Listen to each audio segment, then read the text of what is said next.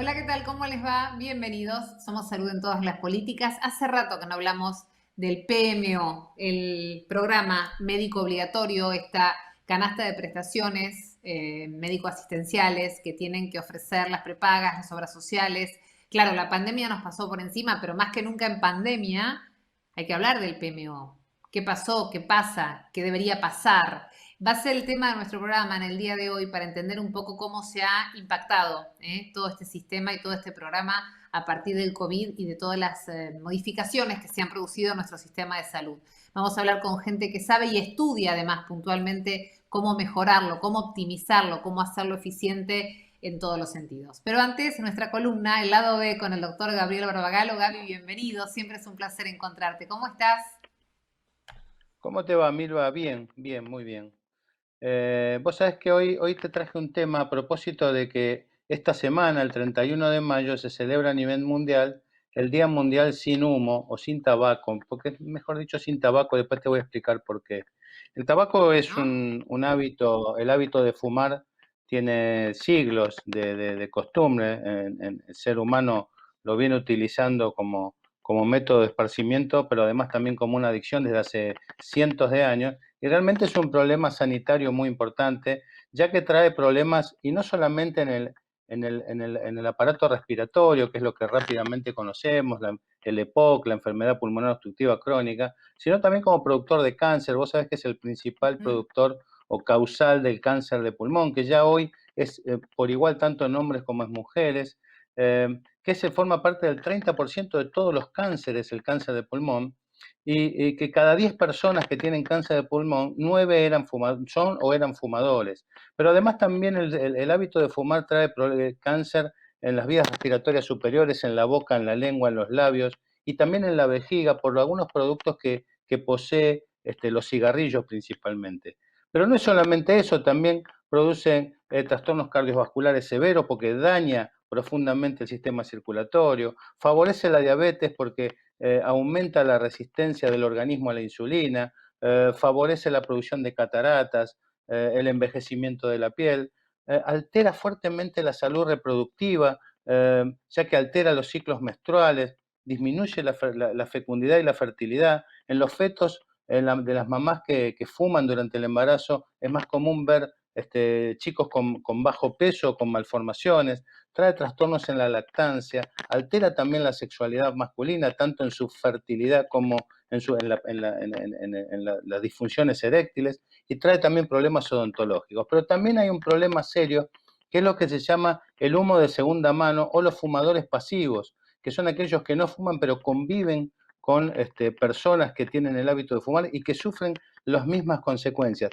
Y también ya está descrito el humo de tercera mano, que son las sustancias que quedan en el ambiente del que fumó y que principalmente los chicos pueden manipularlo. Estamos hablando del cadmio, el alquitrán, la nicotina, también el plomo, que pueden incorporarse en el cuerpo de aquellas personas que conviven o manipulan en sitios donde hubo fumadores. Para ir terminando, te cuento que 6 millones de muertes por año se deben al hábito, digamos, están relacionados con el hábito de fumar.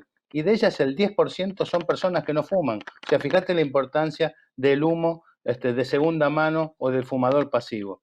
Pero ¿por qué decimos el hábito, más que el Día Mundial sin humo, preferimos decir sin tabaco?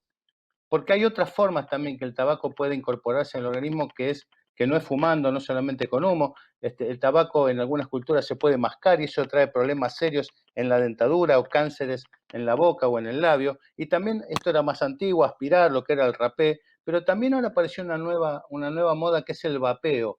El vapeo, que es aspirar vapor de agua con algunas sustancias similares al tabaco, y esto ya está empezando a demostrar que puede traer problemas respiratorios severos. Para terminar, vos sabés que la publicidad de fumar ya hace años que se retiró, primero del deporte y luego de la publicidad en general, pero como a mí me gusta mirar también el lado B de las cosas, y esto sabés que nos gusta hacerlo, tengamos en cuenta y estemos muy atentos, especialmente en todas las plataformas, no voy a dar nombres, pero sí plataformas de series y películas, y fíjate cuánto ha crecido las imágenes y las escenas donde hay gente fumando, y generalmente asociada a tres cosas: a la atención, al éxito y al placer.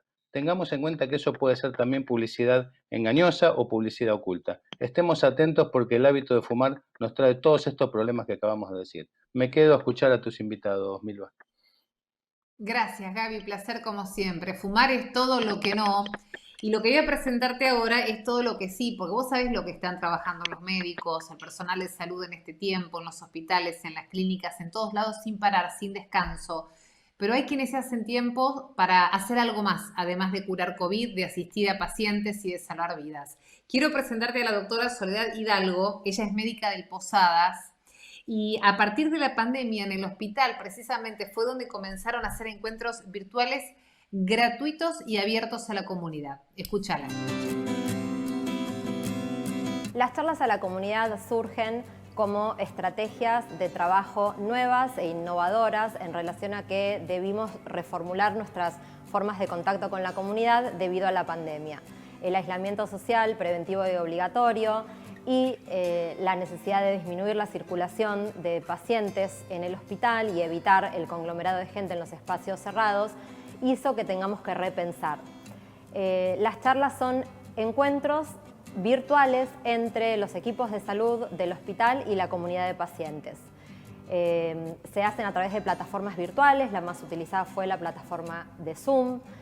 Tienen como características que son charlas expositivas en donde los equipos preparan el tema a través de una herramienta, puede ser PowerPoint, y después se genera un espacio de diálogo y de intercambio de preguntas. El objetivo de las charlas principalmente es brindar información acerca de temas vinculados a la promoción y prevención de salud, en consonancia con lo que nosotros tenemos como valores de una atención integral y enmarcada en una perspectiva de derechos, para lo cual también se generan charlas vinculadas a los derechos sexuales y derechos reproductivos, derechos vinculados, por ejemplo, al derecho de las personas gestantes y el niño por nacer. Estos son los encuentros de Mapaternidad que se desarrollaron durante todo el año 2020 y actualmente, antes de la pandemia, estos encuentros eran presenciales y por los motivos que referimos antes fue necesario incorporar esta forma virtual. Estos encuentros tienen como puntualmente los de Mapaternidad como finalidad brindar información acerca del embarazo, la lactancia, el puerperio, abordar técnicas para que se puedan hacer, por ejemplo, masajes en los cólicos de los recién nacidos. Y son en general 4 encuentros, pero si las personas gestantes y sus parejas que también participan necesitarían hacer algún encuentro más, también pueden hacerlo. Generalmente las charlas se difunden a través del equipo de comunicación por las redes sociales del hospital y la página de intranet. En la elaboración de las charlas participan los servicios y tienen diferentes perfiles de especialistas, digamos, son charlas que abordan muchas veces patologías que en el hospital se atienden en forma interdisciplinaria. Esto tiene que ver con el abordaje integral del paciente. Se dieron charlas y se siguen dando charlas periódicamente del equipo de bariátrica, por ejemplo, neurofuncional. Después hay otras patologías también que tienen que ver con una alta prevalencia de consulta o de alta prevalencia de enfermedad, como por ejemplo las charlas de diabetes, charlas de tuberculosis, también se dieron charlas de salud mental. Generalmente las charlas están destinadas a diferentes grupos etarios, desde niños, adolescentes y personas en edad adulta. Principalmente son charlas expositivas, pero siempre se genera un momento de contacto y comunicación virtual entre los equipos y la comunidad, que principalmente esto representa el objetivo principal de las charlas, ¿no? De estar cerca, en contacto, comunicados y pudiendo transmitir permanentemente información. Tan importante, ¿no? Porque tenemos una vida más allá del COVID, a pesar de que por momentos sentimos que nos arrasa. La salud sigue teniendo un montón de aristas, hay un montón de necesidades, de enfermedades, de instancias de la vida que necesitan acompañamiento, así que celebramos la iniciativa del Hospital Posadas de acompañar virtualmente, como antes lo hacían presencial, ahora a través de las plataformas que nos permiten comunicarnos. Ya mismo lo estoy saludando y es un placer, porque hace rato no conversábamos. Doctor Ernesto Van der Kooi, bienvenido, ¿cómo le va? ¿Qué tal? ¿Cómo le va? Muy bien, gracias. ¿Usted cómo anda? ¿Bien? Bien, muy bien, muy bien. Ernesto es el presidente de Prosanity Consulting y con él queríamos conversar lo que un poco planteábamos al principio, Ernesto, de nuestro programa. Ya lo hemos hablado con ustedes en otras oportunidades, el programa médico obligatorio, un tema tan delicado, tan importante de revisar, fundamental revisar en pandemia. Así que necesitamos que nos cuentes por qué es importante esta revisión y cómo hicieron ustedes para estudiar y analizar los cambios o modificaciones necesarias o el estado de cosas que en este momento definen al PMO. Perfecto. Primero le voy a hacer una breve síntesis. El programa médico obligatorio, tal cual usted dijo, es una canasta de prestaciones que obligatoriamente las obras sociales, nacionales, sindicales y los prepagos tienen que brindar a sus afiliados. Nosotros desde hace varios años, muchos años, desde el 2010, nosotros habitualmente lo valorizamos una vez al año y en este año en particular nos encontramos con algunas dificultades que fueron básicamente la aparición de la pandemia. La metodología de análisis tiene que ver con dos indicadores fundamentalmente. Uno de ellos es la tasa de uso o frecuencia de utilización de los diferentes procedimientos que están dentro de la canasta médica obligatoria, y el otro es el precio del mercado. Nosotros nos encontramos en esta situación que el COVID durante el año 2020 generó cambios sustanciales en las tasas de uso o frecuencia de uso de determinadas prestaciones y al mismo tiempo la aparición de prestaciones que no estaban digamos, no las teníamos incorporadas dentro del PMO, como son prestaciones especiales para el COVID-19. Frente a esa situación, el año pasado hicimos la misma metodología de siempre, analizamos el PMO sin modificar las tasas de uso, modificamos solamente los precios y los presentamos en noviembre del 2020, con la misma metodología de siempre, sin modificar frecuencias. Entendiendo que no cambiaba demasiado en función de los años anteriores, porque usted sabe que la frecuencia de los diferentes procedimientos se modifican lentamente en el tiempo, no cambian de un día para otro, tiene que ver con la aparición de nuevas tecnologías, tiene que ver con modificaciones epidemiológicas, etc. Nosotros eso lo hacemos siempre. Doctor, sí. Perdón, hablando de esas cosas que usted está mencionando, no se cambia de un momento a otro. ¿La pandemia no ha provocado, esta es una pregunta concreta, un impacto sobre el PMO como esas cuestiones excepcionales que menciona? Absolutamente. Este fue el motivo por el cual nosotros hicimos un PMO adicional, que es el que estamos presentando, del cual estamos hablando en este momento, que tiene que ver básicamente con las modificaciones que hubo en las incidencias, o sea, las tasas de uso o frecuencia de uso de cada una de las prestaciones. Pero para modificar solamente una de las variables, dejamos los precios que habíamos considerado en el otro trabajo, en el trabajo anterior, a julio del 2020. Los cambios han sido muy importantes. Después el doctor Pesela va a hablar específicamente de los resultados que hemos logrado. Pero nosotros lo que hemos notado, y esto fue el motivo del trabajo, notamos que, y esto ya aparecía en revistas científicas, ya se leía, que ha habido cambios muy importantes en las prestaciones habituales. Motivo, seguramente todo el sistema sanitario se enfocó inicialmente en la pandemia y todos los establecimientos asistenciales armaron todo para prepararse para poder atender a los pacientes con COVID. Y al mismo tiempo el paciente o los pacientes con la cuarentena, el temor al virus, etcétera, tampoco demandaron en la misma frecuencia que lo hacen. O sea, hubo una reducción de la oferta por un lado y una disminución de la demanda por otro. ¿Esto qué pasó? Bueno, prestaciones habituales, por ejemplo, se redujeron la cantidad de inmunizaciones en los chicos, las consultas bajaron, sobre todo en el primer trimestre. Hubo 2 trimestres, nosotros tomamos de marzo a abril, diría, marzo fue casi como habitual, a septiembre, y en los 2 trimestres, el que va de abril a junio, hubo una caída muy importante de prestaciones que son habituales. De julio a septiembre se empezaron a recuperar. No sin llegar a lo habitual, pero se empezaron a recuperar. Pero en la primera etapa, caída de consulta. Muchísima, 20-30% caída en las consultas habituales, caída de consultas especialistas.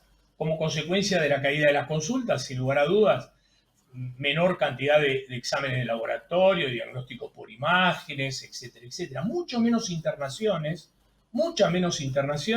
sobre todo las internaciones quirúrgicas electivas. Y durante el primer trimestre todavía no hubo muchas internaciones de COVID, que fueron mucho más impactantes en el segundo. Por lo tanto, nos encontramos con la situación que los establecimientos asistenciales, sobre todo el sector privado, que cubre el 70% de las obras sociales sindicales y los prepagos, el sector privado se encontró preparado para abordar y prácticamente sin demanda, o sea, con mucha oferta, digamos, libre, mucha. ¿Esto qué generó? Bueno, lo que vamos a hablar luego, que fue el fuerte impacto que generó esto sobre el sector privado prestador. Bien. Ahora, lo que vimos ahora nosotros es que se redujo la demanda, aumentó en el segundo trimestre, aumentó la cantidad de pacientes COVID, pero el impacto en general de la pandemia sobre los financiadores fue menor a lo que hubiera sido con las prestaciones habituales de un PMO habitual, sobre todo en el primer trimestre y menos en el segundo. Después los resultados los va a dar el doctor Pesela. ¿Qué pasó en este? Perdón, la escucho, sí. Sí, no, si termina la idea, Ernesto, así ya le podemos dar paso a Pesela y nos da lo que pasó en esto es que el Estado ayudó al sector prestador con los ATP, con todas estas, digamos, ayudas, que por supuesto no alcanzan. Sí. Lo único que hicieron fue, digamos, paliativos. Paliativo y pasar para más adelante el problema. Y la superintendencia, y esto hay que decirlo bien claro, a partir del dinero, de los aportes de los trabajadores, en la superintendencia no puso un peso el Estado Nacional, distribuyó más cantidad de dinero entre las obras sociales, sobre todo lo que tenía que ver con Expediente Sur, y les aseguró un ingreso mensual. Por lo tanto, no perdieron sus ingresos, por el contrario, aumentaron sus ingresos las obras sociales en respecto al año anterior. Segundo motivo por el cual hacemos el análisis del PMO, ver en qué medida lo que cuesta un PMO lo pueden cubrir las obras sociales, cosa que después el doctor Pesela seguramente va a explicar. Bien, vamos a saludarlo. Si le parece, Ernesto, sí, que hacen equipo ustedes con el doctor Pesela, los dos, los saludamos. Gracias, Ernesto. Gracias por conversar con nosotros, Ernesto Van der Kooi. Lo despido, Ernesto, y lo saludo a Héctor Pesela, que es vicepresidente de ProSanity Consulting. ¿Cómo va, doctor? Bienvenido. ¿Qué tal? Buenas tardes. ¿Cómo te va? Buenas tardes. Retomamos entonces el análisis que nos venía haciendo el doctor Van der Kooi para seguir avanzando entonces con las observaciones que se sacan a partir de este estudio, los resultados, el impacto y esto que usted nos puede aportar especialmente. Es muy notable porque especialmente cuando él hace referencia a la disminución de la demanda, es decir, por un montón de factores, porque en realidad hubo una disminución de la oferta, un temor de la pandemia por parte de los afiliados o de la población a ingresar al acceso a la salud, se acabaron los programas preventivos, o sea, hubo una priorización de algunas determinadas prestaciones. Entonces, todo esto influyó negativamente sobre la salud por un lado, pero también bajaron los costos del PMO. Nosotros en el PMO del 2020 que presentamos, o sea, estábamos, por ejemplo, en programas preventivos, veníamos gastando 226 pesos con 95 para la población por cápita. Mientras que en el periodo COVID bajó a 201 con 40. Es decir, fíjense que hay un descenso de un 10%. En las prestaciones con internaciones, donde más se notó, veníamos en el PMO común 608,43, mientras que en el periodo COVID bajó a 236,73. Recordemos que se suspendieron prácticamente todas las internaciones programadas, quedando solamente las oncológicas, las agudas, las urgencias y las COVID. O sea que indefectiblemente eso influyó muchísimo. Y apareció un nuevo ítem que no lo teníamos antes contemplado en el PMO habitual, desde el 2010 a la fecha, que tiene que ver con las prestaciones COVID específicas, es decir, los testeos, las consultas, las internaciones, los aislamientos en hoteles. Recuerdan toda la artillería que se armó específicamente como para tratar de observar la demanda, digamos, por COVID. ¿Esto qué hizo? Que en el PMO común estábamos con un valor por cápita total de 2.541,53, mientras que en el periodo COVID bajó a 2.136. O sea que es muy notable la diferencia de uno y otro. Si ponemos el PMO sin COVID, dijimos 2.541, con COVID 2.136, pero con los coseguros estamos digamos, en el PMO COVID en 3.429 pesos.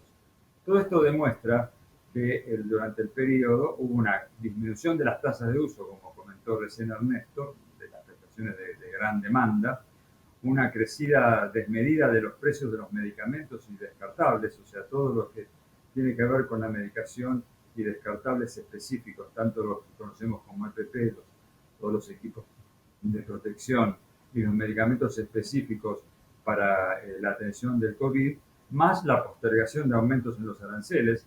Recordemos que no hubo aumento de aranceles, primero porque no hubo una dilación de acuerdos de paritarias, y segundo porque los financiadores, o por caída del empleo, digamos, normal, es decir, registrado, y por los aportes, hizo que todo eso influyera como para que no haya habido cambios específicamente en los valores pactados con los efectores. Razón por la cual Doctor, los efectores... sí. Sí. Sí, No, sí, termine la idea y le hago una pregunta más, por favor.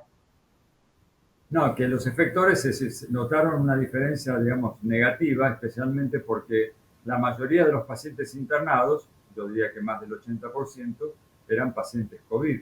Razón por la cual esta incidencia que hablamos de medicamentos descartables, recursos humanos, disminución de los valores pactados, hizo que pesara negativamente sobre el costo del efector.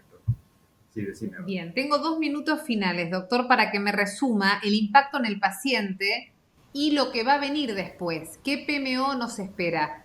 En líneas generales y muy breve, por supuesto, con el tiempo que le doy.